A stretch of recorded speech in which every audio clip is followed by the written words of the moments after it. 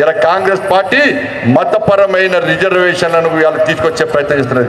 చలో నేను సవాల్ చేస్తున్నాను ఇలా గంగాధర నుంచి కాంగ్రెస్ పార్టీకి సవాల్ చేస్తున్నాను.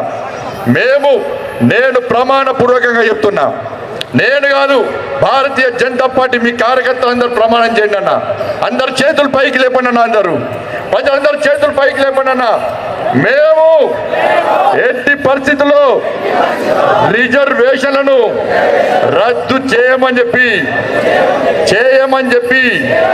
అసలే చేయమని చెప్పి భగవంతుని సాక్షిగా ప్రమాణం చేస్తున్నాం. చలో మేము ప్రమాణం చేస్తాం. మాకు దేవుడు ముఖ్యము, ధర్మం ముఖ్యము, నరేంద్ర మోడీ ముఖ్యం. ఇలా కాంగ్రెస్ పార్టీకి దమ్ముంటే